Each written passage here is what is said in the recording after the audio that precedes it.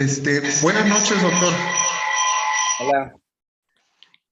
Compañeros, buenas noches también. Les agradezco a todos por conectarse a esta emisión que prácticamente casi cada 15 días estamos realizando. Y pues el día de hoy quiero agradecer la presencia de nuestro compañero, el doctor José Antonio Sánchez López. Él es médico adscrito del Hospital de Cardiología del Centro Médico Siglo XXI.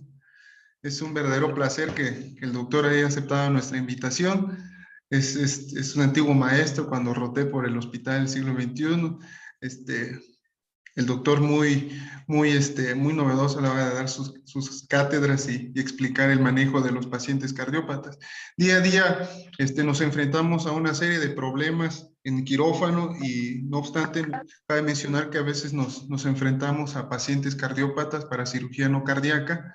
Y dentro de esas complicaciones que se pueden dar son las arritmias en el perioperatorio. El doctor nos va a dar un enfoque más práctico acerca de este tipo de problemas que nos podemos enfrentar nosotros los anestesiólogos. Y pues, sin más preámbulos, le doy la bienvenida, doctor. Muchísimas gracias. Adelante, tiene usted el mando. Gracias, buenas noches. Vamos a compartir la pantalla. Y ¿me puedes dar habilitar compartir pantalla, por favor? ¿Eso consume tus datos? Ah, pregúntale a Rodo. ¿Sabes qué? La vez pasada le dijo a su hermana. Rogelio. Sí, mi doc, permítame, ¿eh? Gracias. Habilitar pantalla.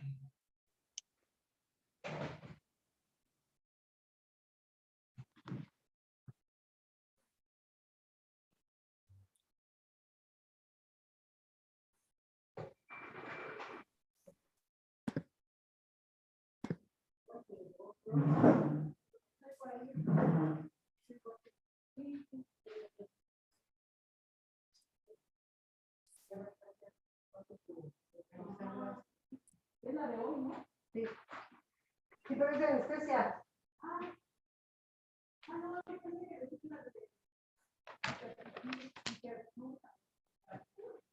No.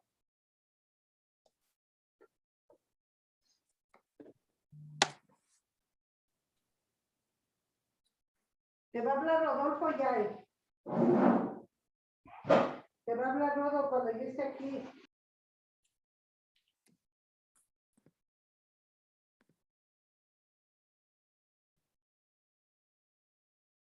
No me deja compartir la pantalla.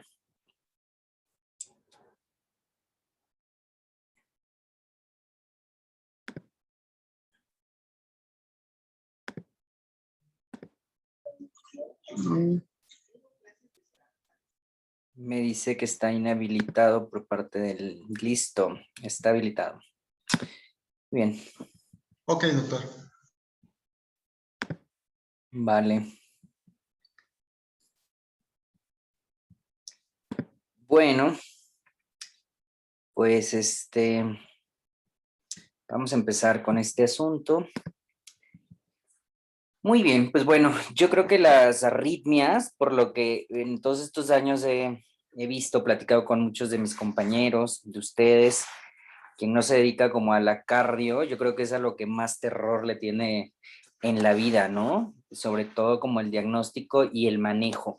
Entonces, acá nosotros siempre en cardiología decimos que pues nosotros no nos podemos dar el lujo de diferir pacientes porque tienen alguna arritmia, al menos que esté el paciente muy hemodinámicamente inestable. Sin embargo, cuando no nos dedicamos a la cardio y nos dedicamos como a la anestesia convencional, que es lo que prácticamente todos los anestesiólogos, la mayoría nos dedicamos, pues tenemos que enfrentarnos al escenario de que muchas veces los pacientes no están diagnosticados con algún tipo de arritmia y o en el evento quirúrgico o prequirúrgico debutan con algún tipo de arritmia, ¿sale?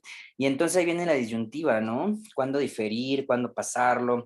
¿Qué medida hacer? ¿Lo mandamos al cardiólogo? ¿Qué hacemos, no? Es lo que vamos a ir como platicando un poquito en esta plática. y aparte pues vamos a hablar como de las principales tipos de arritmias, como que de las más presentes y darle un enfoque más como a lo que se presenta en anestesia, porque pues no somos ni cardiólogos ni electrofisiólogos, ni las vamos a tratar a gran escala. Pero bueno. Vamos a ver.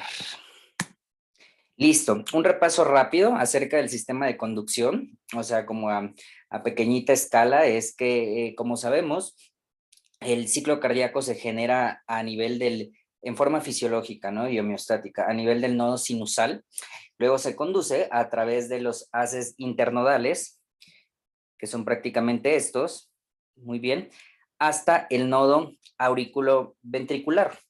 Aquí vamos a tener un retraso muy ligero entre las aurículas y los ventrículos, o sea, este nodo también nos sirve como un poquito de freno, ¿no? Para que la contracción auricular termine de hacer su función e inmediatamente, o sea, milisegundos después, continuamos con la conducción a nivel del haz de His, que es todo este. Muy bien, el haz de His se va a conducir a través de todo lo que es el septo interventricular y luego se va a dividir en la ya conocida red de Purkinje, tanto izquierda como derecha o los haces de Purkinje. Muy bien, a grandes rasgos esto es como un repaso de cómo prácticamente funciona. Muy bien, aquí en la diapositiva de mi derecha pongo aquí una línea en naranja. ¿Qué significa? Pues bueno, a ese nivel se va a encontrar el nodo auriculoventricular y todo tipo de arritmia que ocurra por arriba del nodo auriculoventricular se va a llamar supraventricular. Muy bien, porque esto luego puede generar como un poquito de confusión. Entonces, todo tipo de arritmia que se genere por arriba del nodo auriculoventricular, o sea, a nivel atrial, se va a llamar supraventricular, porque muchas veces oímos así que mencionan, tiene una taquicardia supraventricular, ¿no? Entonces, como que decimos, wow, ¿qué será eso? Pues nada, solamente que se genera a ese nivel, o sea, por arriba del nodo, AB, ¿sale? Todo lo que se genere por debajo, o sea, de la línea naranja, va a ser una taquicardia ventricular o una bradicardia, ¿no? O una arritmia ventricular. Listo. Pues bueno, como tal, el concepto de una arritmia es todo aquello que perturba la secuencia normal eléctrica del miocardio o del corazón. Muy bien. Las podemos dividir a gran escala en arritmias, en bradiarritmias y en taquiarritmias. Muy bien, ¿cuáles son más letales? Pues bueno, cualquiera de las dos pueden ser como muy letales dependiendo el estado patológico del paciente. Muy bien, pues bueno, como tal las arritmias cardíacas son anomalías cardiovasculares y perioperatoriamente hablando son muy frecuentes. De perioperatorio vamos a hablar tanto en el evento prequirúrgico como el transquirúrgico como el posquirúrgico inmediato, ¿sale? Entonces son como muy frecuentes en estos tres estadios, en todo el perioperatorio. En varios estudios que ya se han llevado a cabo, se ha visto que todos los pacientes que se someten a anestesia general, el 70.2% presentó algún grado de arritmia. Muy bien, la etiología puede ser multifactorial, ¿no? Incluso puede tener taquicardia por el simple nerviosismo o alguna bradicardia por algún reflejo de la instrumentación quirúrgica, etcétera, etcétera. Ok, pero entonces 70.2% es una estadística demasiado alta, ¿no? Los factores, pues como lo digo, pueden ser como multifactoriales. Sin embargo, las arritmias que necesitaron algún tipo de tratamiento solo fueron el 1.6%. Entonces estamos hablando que prácticamente se pueden presentar arritmias, pero que comprometan un estadio de tratamiento intensivo, pues es muy poquito. Bueno, pues las arritmias como tales pueden ser una complicación común en cirugía, sobre todo en ancianos. En ancianos, pues la mayoría van a ser benignas, aunque yo nunca llamaría alguna arritmia benigna. Sin embargo, recordemos que el anciano, ¿por qué tiene mayor predisposición a tener algún grado de arritmia?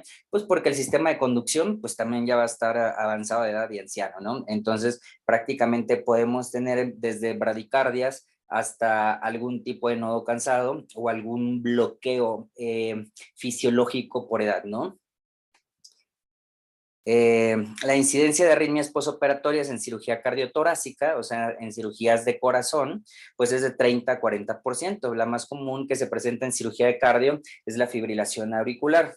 Si nosotros vamos a manejar pacientes para cirugía de cardio, pues vamos a abrir cámaras cardíacas. Dependiendo del tipo de cirugía, es que el abordaje puede ser auricular. Y entonces, por el tipo de abordaje que vamos a tener, podemos lesionar el sistema de conducción. Muy bien, y por la manipulación del simple corazón podemos quedar con trastornos del ritmo. Muy bien, entonces en la cirugía cardíaca per se, la presencia de arritmias es alta por la complejidad de la cirugía y por la manipulación quirúrgica. La incidencia en cirugía no cardíaca, o sea, en cirugía general, pues es de 4 a 20%, aún sigue siendo como muy alta. En cirugía vascular mayor del 10 al 20%, y se sabe que la fibrilación auricular es la que más asocia a morbilidad, mayor estancia en la UCI y estancia hospitalaria y costos. Bueno, ¿qué es lo que vamos a valorar en los pacientes que se van a someter a algún tipo de cirugía? Bueno, pues siempre tenemos que hacer una valoración cardiológica.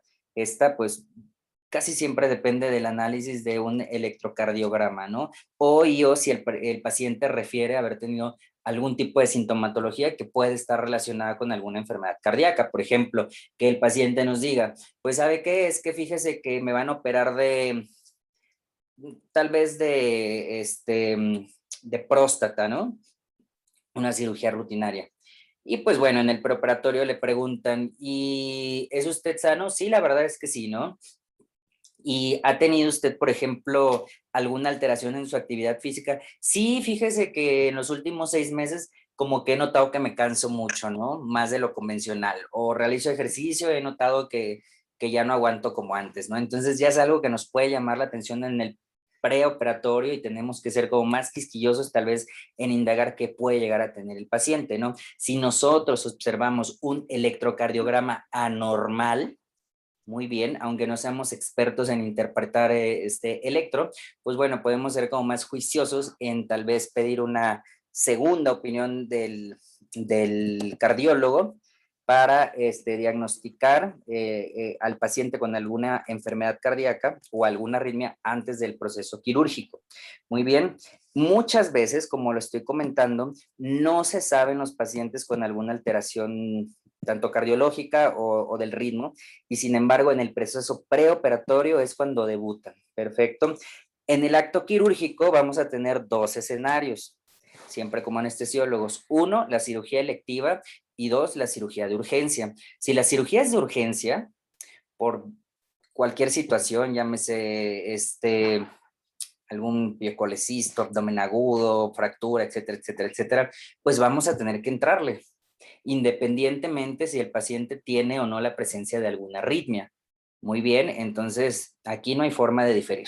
Perfecto. Si nosotros estamos ante una cirugía electiva y el paciente presenta o tenemos sospecha de algún trastorno del ritmo, entonces podemos retrasar la cirugía y hacer un escrutinio de cuál puede ser la causa de esa arritmia, ¿sale? No porque tengamos nosotros una alteración electrocardiográfica o del ritmo, vamos a diferir la cirugía. Muchas veces, por ejemplo, la presencia de taquicardia paroxística supraventricular, perfecto, puede estar relacionado con personas ansiosas. Muy bien, o sea, si ustedes le preguntan, o sea, o bueno, por ejemplo, si vamos a tener una cirugía electiva y de repente les dice el residente o ustedes mismos, ¿sabe qué? Es que le tomaron los signos a la paciente y tiene frecuencia cardíaca de 135. ¿Ah, sí? ¿Se siente mal? Sí, siento que me falta un poco el aire y siento presión en el pecho. ¿Le ha pasado antes? Sí, la verdad es que sí me ha pasado antes. Cuando he tenido como alguna preocupación o he estado estresado, así me pasa, ¿no? Toman un electro en ese momento y ven que tiene una taquicardia, pues en este momento la vamos a valorar, puede o no ser taquicardia paroxística. ¿Qué indicación sería? Pues bueno, tal vez no diferir, pero sí premedicar al paciente. Si premedicado el paciente, la taquicardia no cede, pues entonces podríamos pensar en retrasar la cirugía. Muy bien, es un ejemplo. En el posoperatorio, la taquiarritmia puede ser el resultado de una interacción de múltiples alteraciones. Si nosotros, por ejemplo, tenemos una cirugía que tuvo una hemorragia importante y no tuvimos la precaución adecuada de hacer un balance como muy asertivo de líquidos, no tuvimos pues tal vez el tiempo de ajustar los líquidos de acuerdo a las metas y objetivos o al sangrado, etcétera, etcétera, y lo mandamos con una anemia que puede ser significativa y o el banco de sangre no tenía paquetes en ese momento, miles de factores, ¿no? Pero el paciente sale con anemia. Muy bien, si ese no se corrige y si estamos administrando abundantes líquidos, pues ¿qué es lo que vamos a tener al final? Podemos tener presencia de extrasístoles, muy bien, o podemos tener presencia de hipomagnesemia por tanta hemodilución. Entonces aquí pues bueno, lo que tenemos que hacer es corregir la situación que está provocando la arritmia, ¿no? Y listo.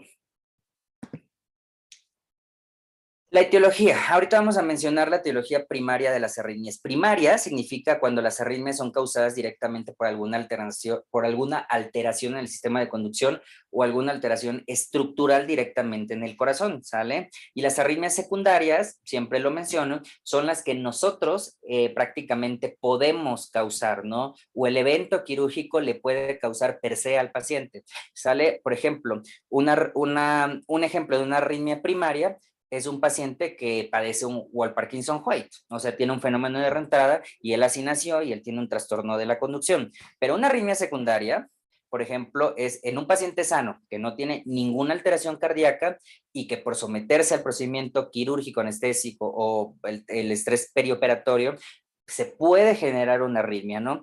¿Cuál puede ser una de las más comunes? La hipoxemia. Por ejemplo, que nosotros tengamos un retraso en la habilidad de intubar a un paciente, una vía aérea difícil, etcétera, etcétera, que aparte se dematice la glotis y se haga acá como toda una situación de emergencia extrema y empecemos a tener una bradiarritmia extrema por hipoxia, pues bueno, ahí es una arritmia secundaria, ¿sale? El paciente originalmente no la padecía.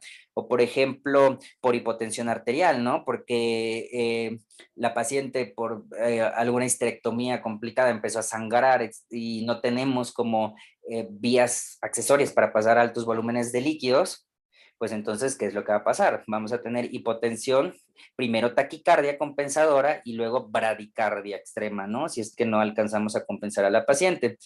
Por ejemplo, si nosotros decidimos ser invasivos porque vamos a tener una fosa posterior de neuro, porque vamos a tener una cirugía, una laminectomía de varios niveles, va a estar larga y vamos a tener sangrado, etcétera, y decidimos poner un monitoreo invasivo de catéter venoso central y nosotros pues no tomamos las medidas adecuadas, las precauciones, no tomamos control, etcétera, etcétera, y abordamos de más el catéter, o sea, que se nos llega a pasar un poquito más de la aurícula, pues podemos estar generando constantemente arritmias por la fricción del catéter con los haces internodales, por ejemplo.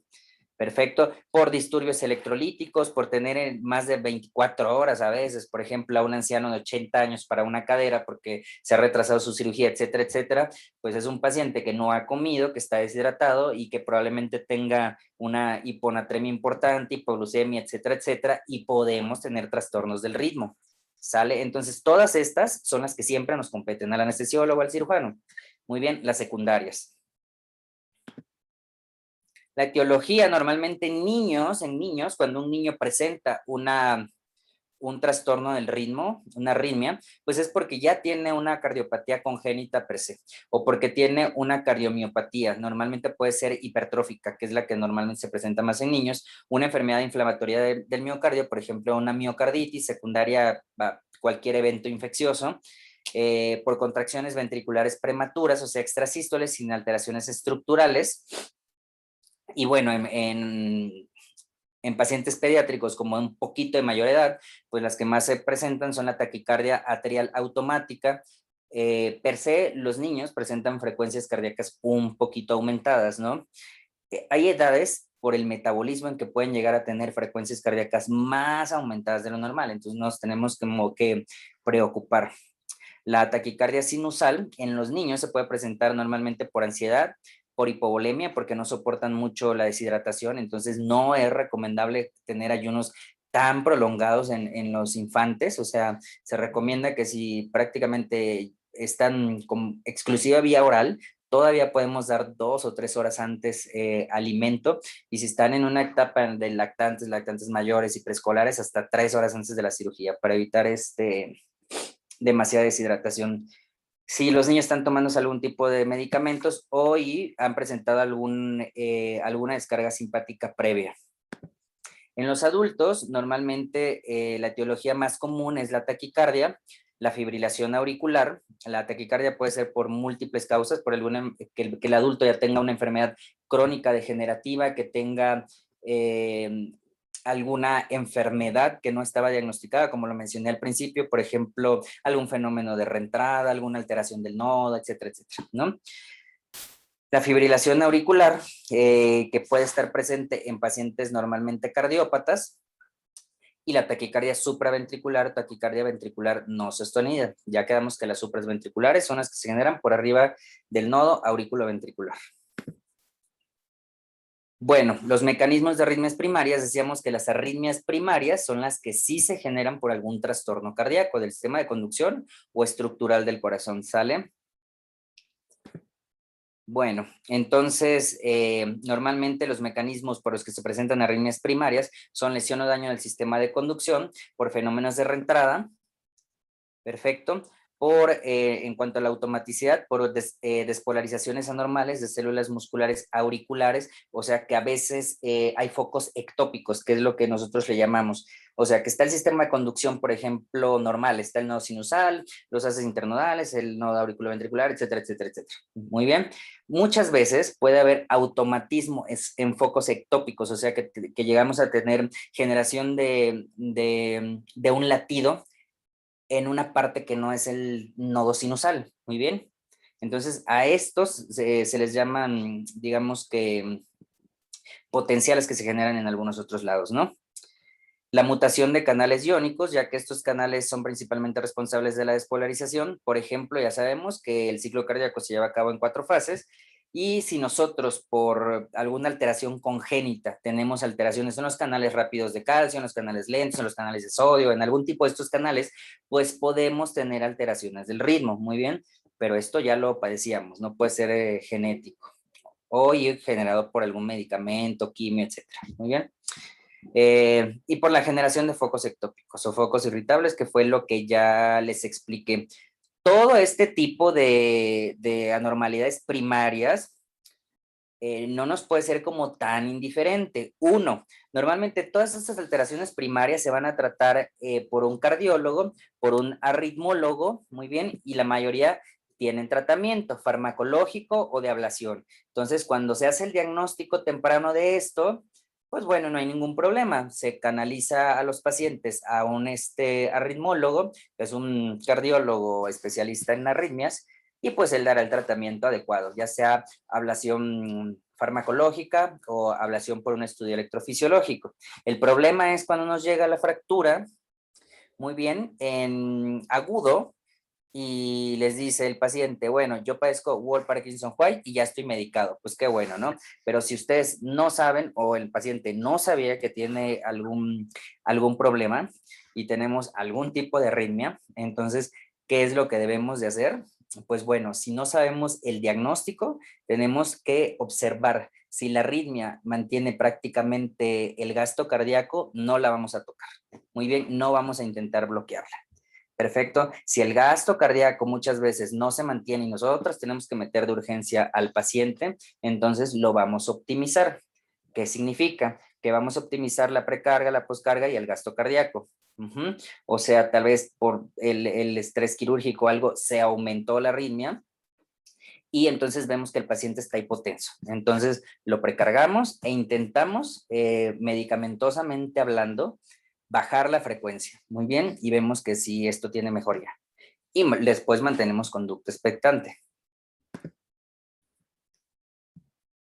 Bueno, ¿qué factores están relacionados con la presencia de arritmias? Los factores relacionados con el paciente pueden ser que tenga una enfermedad cardíaca preexistente, por ejemplo, lo que ya mencionamos, que tenga alguna enfermedad estructural o primaria, que tenga alguna enfermedad del sistema nervioso central. Muchas veces van a oír que los pacientes le dicen, yo soy hipotensa, ¿no? O soy vagotónica. Muy bien, entonces pues esto podría condicionar a que el paciente en una inducción pues nos tenga un bajo gasto y bradicardia, ¿no? Entonces siempre estar como pendientes de una anamnesis correcta. Si el paciente ya es un adulto mayor o un niño, bueno, prestar atención que los niños pueden tener como frecuencias cardíacas muy aumentadas y que los adultos mayores pueden tener un nodo cansado o un nodo pues ya prácticamente con bradicardia sinusal, y lo podríamos considerar como que estemos un poquito más alerta en cuanto a la inducción y en el posoperatorio. Y preguntar o ser muy inquisitivos a los pacientes de que nos digan si están tomando algún antidepresivo, cuánto nivel de alcohol manejan por semana, por mes. Perfecto. Si fuman, si han tenido enfermedad crónica, por ejemplo, enfermedades de la tiroides, hipertiroidismo, hipotiroidismo, diabetes, etcétera, etcétera, todo este tipo de enfermedades pueden ser predisponentes de taquiarritmias, bradiarritmias, etcétera. Muy bien. Bueno, los factores relacionados con la anestesia que pueden predisponer a que tengamos arritmias, pues es la inducción en la intubación endotraqueal o en la extubación, que si nosotros, pues prácticamente ya lo mencioné, tenemos algún evento adverso, tanto en la intubación como en la extubación, broncoaspiración o que no estamos dando la analgesia adecuada o la hipnosis adecuada, etcétera, etcétera, podemos tener predisposición a una taquiarritmia. Muy bien, si nosotros tenemos periodos de hipoxia prolongados por un broncoespasmo, etc., podemos tener bradiarritmias y pues siempre se menciona que los dos eventos más importantes de la anestesia van a ser estos, ¿no? Y no están exentos de tener fenómenos del ritmo. Los agentes anestésicos, como tal, como ustedes lo saben, y ahorita lo vamos a ver, muchos de los agentes que manejamos en anestesia, pues nos dan alteraciones del ritmo.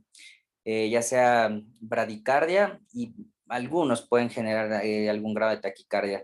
Que tengamos al paciente en un plano anestésico insuficiente, pues porque tenemos que irnos, ¿no? Y el cirujano como que pues no se apura, entonces ya no lo queremos relajarlo más, ya la hipnosis la queremos mantener como casi para extubar inmediatamente, entonces empezamos a observar que el paciente tiene taquicardia, muy bien, y lo primero que hacemos pues es tal vez subirle al gas o ponerle más propón. No, recuerden que los anestésicos no los debemos utilizar por sus efectos secundarios. Entonces debemos de eliminar la causa. Si la causa es dolor, pues tenemos que poner más analgesia con lo que le estén manejando, regional, opioide, algún alfa-2 agonista, ketamina, etcétera, ¿no?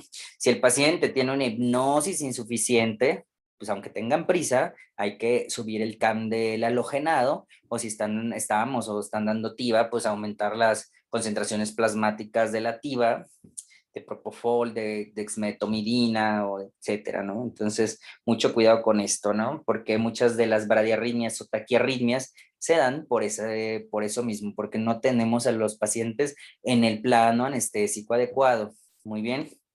O porque no los queremos relajar más, o porque no les queremos pasar más opioide. Entonces, mucho cuidado. Por medicamentos relacionados, por ejemplo, los beta bloqueadores, los bloqueadores de los canales de calcio y la miodarona pueden dar bradicardia, y la miodarona en particular no se usa como de rutina cuando vean alguna alteración del ritmo, porque si no tenemos unos depósitos adecuados de potasio, podemos tener un bloqueo completo y llevar al paciente del otro lado, o sea, de una taquicardia, tener un bloqueo de algún grado y podemos dejarlo con bastante inestabilidad hemodinámica. Entonces, bueno, ahorita vamos a hablar un poquito más de eso. La anestesia regional, muchísimo cuidado también. Hay que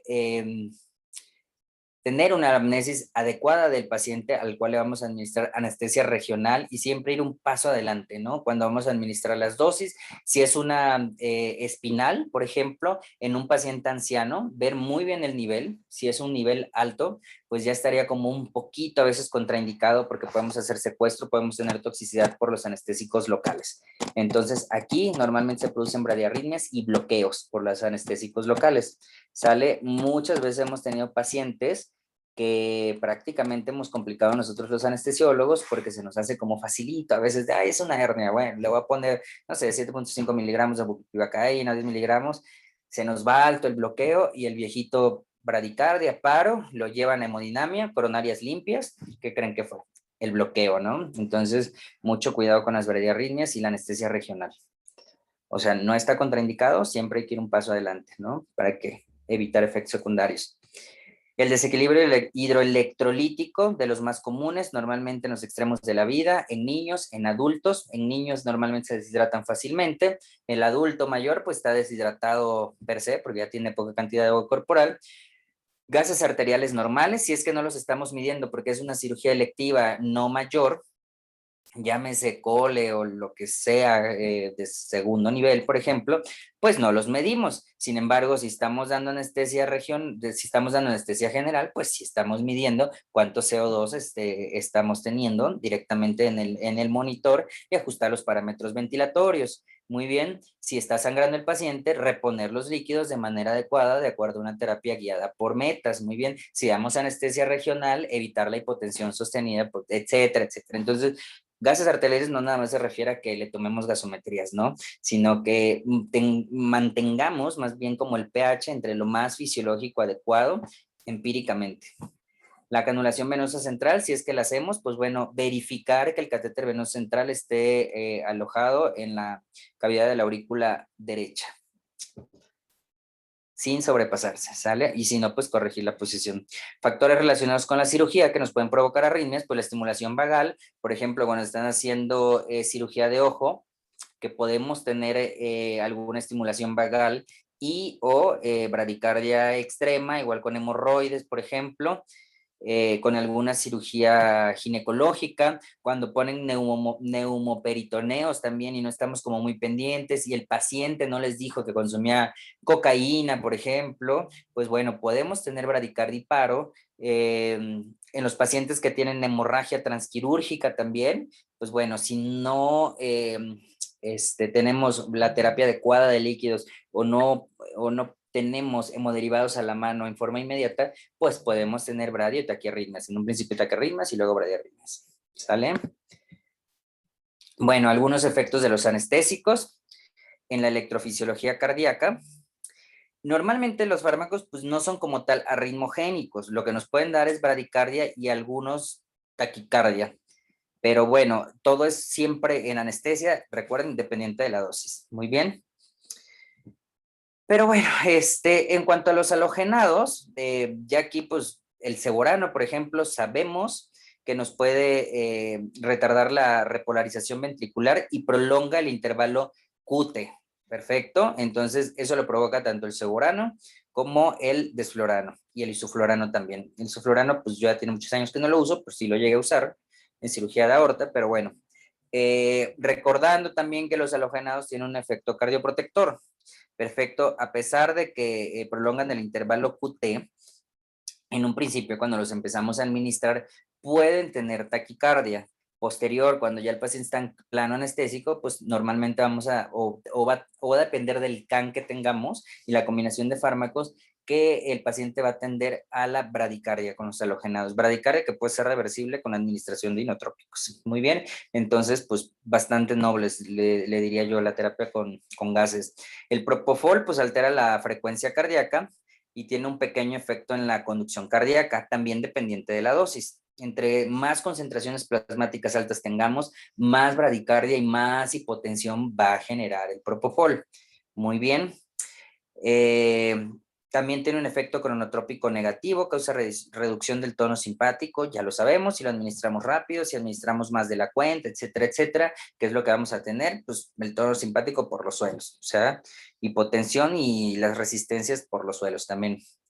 Y disminuye el aumento de la sensibilidad parasimpática. La ketamina causa arritmia nodal en dosis anestésicas, muy bien, y disminuye la contractilidad, pero la frecuencia cardíaca puede aumentar. Las indicaciones actuales, salvo, no sé, ahorita 2020-2021, es que la ketamina ya no se usa en dosis anestésicas, se usa solamente en dosis analgésicas, y en las dosis analgésicas, con un modelo de dominó, por ejemplo, parativa, no sé, tal vez a 0.5, 0.4, 0.3, créanme que no les causan ningún tipo de estas alteraciones, ¿no?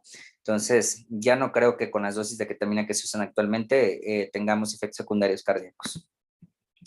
Los opioides reducen la frecuencia cardíaca, también es dependiente de la dosis. Si a concentraciones plasmáticas como más altas, pues vamos a tener una disminución transitoria de la frecuencia cardíaca. Muy bien, esto es porque actúan directamente sobre el nodo sinusal. Y bueno, recordar que en cuanto a la escala, la morfina es la más noble en cuanto a los efectos cardiopresores. O sea, en pacientes isquémicos, pues la podemos usar con muchísimo margen de seguridad. Sin embargo, pues tenemos ya medicamentos que son mucho más potentes. Digamos que los más cardiopresores directamente al nodo es el subtil, el sulfentanilo. Si nosotros lo administramos de forma rápida y a dosis altas, podemos tener bradicardia bastante importante que puede llevar hasta el paro. De ahí continuaría el remifentanil, que también produce una bradicardia dependiente de la dosis, continuaría el fentanil y la morfina pues no tiene alteraciones. Muy bien. La bupivacaína, la lidocaína aumentan el intervalo PR, o sea, entre la despolarización auricular y el inicio de la contracción ventricular, y la duración del QRS, y prolongan la conducción cardíaca. Perfecto, también es dependiente de la dosis. Si nosotros nos pasamos de las dosis terapéuticas por vía peridural, por vía local, por las vías que sean, podemos tener trastornos cardíacos, como aquí lo mencionamos. Si nosotros también tenemos trastornos hidroelectrolíticos y no tenemos la precaución de administrar las dosis adecuadas de anestésicos locales, podemos tener alteraciones del ritmo y bloqueos, ¿salen? El midazolam tiene un efecto bifásico porque actúa directamente en el sistema nervioso simpático, en el parasimpático y en el nodo. Entonces, aquí podemos tener una bradicardia refleja, también es dependiente de la dosis. Y pues ya está, si nosotros combinamos opioides más midazolam, pues vamos a tener un bloqueo simpático intensivo. Por eso a veces a los electrofisiólogos no les gusta que cuando algún paciente va para una ablación de arritmia, pues le zumbemos la combinación de opioides y midazolam, por eso los quieren tener despiertitos, porque dicen que estos medicamentos, pues evidentemente sí alteran la dinámica del ritmo del corazón, y tienen razón. En cuanto a un diagnóstico rapidito de arritmias, ¿qué es lo que vamos a ver? Si es que el paciente ya nos llegó de urgencia, pues vamos a ver por lo menos si tiene ritmo sinusal. Muy bien, si no tiene ritmo sinusal, pues vamos a intentar ver qué tipo de ritmo tiene. ¿Tiene onda P? ¿No tiene onda P? ¿El ritmo es regular o es irregular? ¿Tiene bradicardia o tiene taquicardia? ¿El QRS es largo o angosto? Creo que se va a acabar una pausa. Creo que se va a acabar el tiempo, ¿no? Me parece que sí, mi doc. Deme un momentito. Bueno,